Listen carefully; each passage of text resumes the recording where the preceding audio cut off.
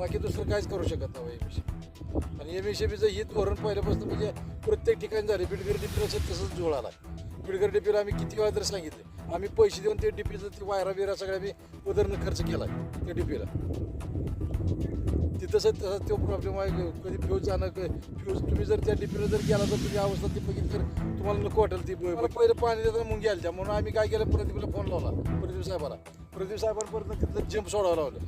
आणि जंप सोडल्यानंतर परत आता ते आता काय ही नाही, जंप सोडल्यापासून आता काय ही नाही, कारण करंटच बंद केला तिथे.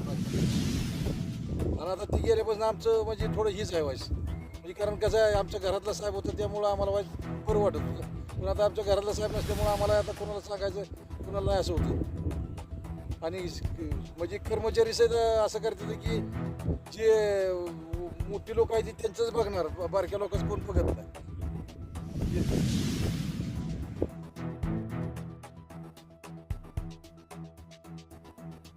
गावातच काय कुठंच घडून द्या. गावातलं कुठलंच काम लवकरात लवकर शिल्लक राहणार नाही, एवढं मात्र तुम्ही लक्ष द्या. काही माझ्या पद्धतीने मी लक्ष देतो.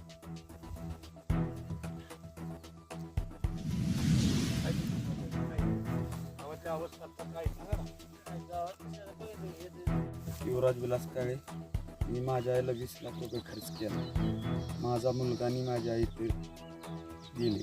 मला इलेक्ट्रिक बोर्डवाले आले होते घरी, त्यांनी 40,000 रुपये दिले. 20 लाख रुपये खर्च केला कुठं? बोलले 4-4 लाख रुपये तुम्हाला. 20 लाख रुपये खर्च केला कुठं? ब्लड कॅन्सर झालं काय दवाखान्यात केला ना. दवाखान्याला. आज आईसाठी खर्च केला. ती आईला या ठिकाणी विद्युत तारेचा झटका बसला गेला. आज काय म्हणले ते तुम्हाला महावितरण बोलले तुम्हाला आता तातडीची मदत किती? 40,000 देतो आणि नंतर तुम्हाला 15-20 दिवसांनी तुम्ही या तिथं माझ्यापाशी सातारला, मग मी तुम्हाला 4-4 लाख रुपये तुंडी म्हणले ना. बोलले नाही काय, त्यांनी त्यांच्या कागदावर लिहिलेलं होतं. त्याच्या माझी एक सही घेतली, ती कागद घेऊन गेली. म्हणजे तुमच्या आईची तातडीची मदत देऊन त्याची सही घेऊन माघारी गेली. 40,000 तातडीची मदत जाते लेखी स्वरूप त्यांनी त्याच्यावर सही करून घेऊन गेली ते माघारी. एका मुहूर्तात 4 लाख रुपये देतो असे बोलले. आपलं बाळ तडपडून मेलं, आई तडपडून मेल्या, एक जनावर आली म्हणून ते तडपडून वाचवायला गेलं. पण हे गेंड्याच्या कातडी झालेलं महावितरण जागं कधी होणार?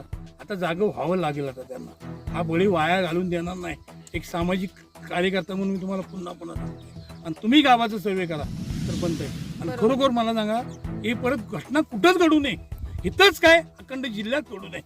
आता त्यांना वेळ आल्या काहीतरी तुमच्या माध्यमातून दाखवायची, बाकी काहीच नाही. माझे नाव सारिका दत्तात्रय जाधव. मी मारडी गावचे सरपंच प्रशासक म्हणून काम करत आहे.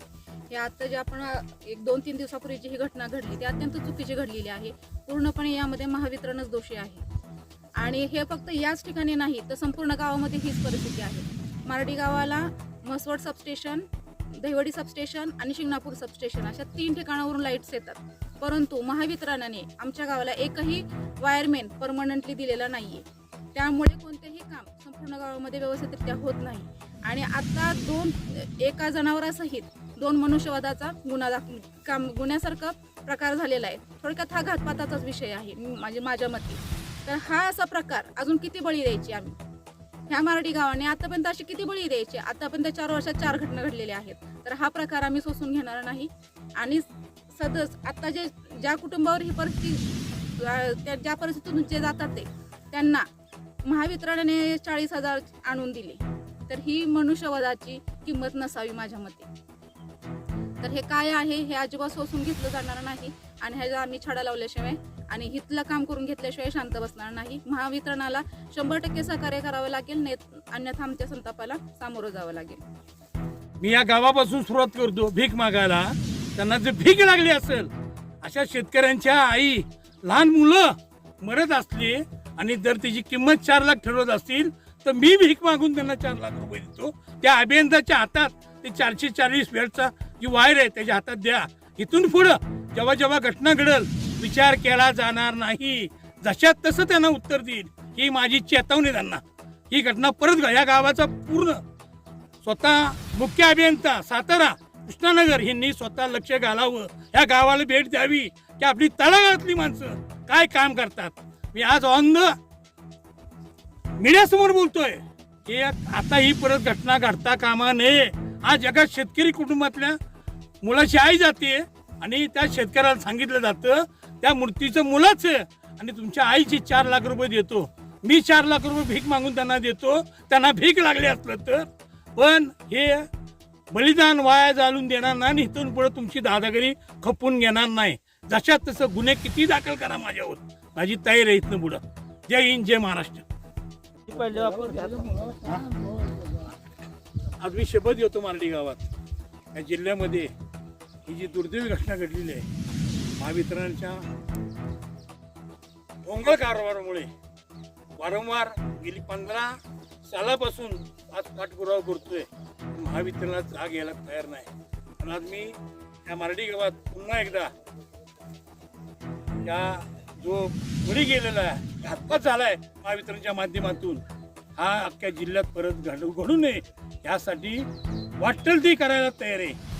या संदर्भातले जे अभियंता आहेत त्यांच्यावर एकतर मनुष्यवधाचा गुन्हा दाखल करा, अन्यथा मला कायदा हातात घ्यायला लागेल. जे ऑफिस आहे त्या महावितरण अभियंत्याचं वेळ पडली तर जाळायला लागलं तरी जाळीत, कायदा हातात घ्यावा लागलं तरी याची नोंद आता ह्या असणाऱ्या संबंधित महावितरणाने घ्यावी हीच माझी त्यांना विनंती, नम्र विनंती. आता तुम्हाला हात सोडून बोललोय, आता हात सोडायची वेळ आली. सोडायला लागलं तरी चालत. पोलीस शेतकऱ्यावर आता इथं पुढे अन्याय होणार नाही. गरीब कुटुंबाला अन्याय होऊन देणार नाही. जोपर्यंत या कुटुंबाला न्याय मिळत नाही तोपर्यंत या कुटुंबाच्या मागे ठामपणे उभं राहणार ही तुम्हाला गवाही देतो. जय हिंद, जय महाराष्ट्र.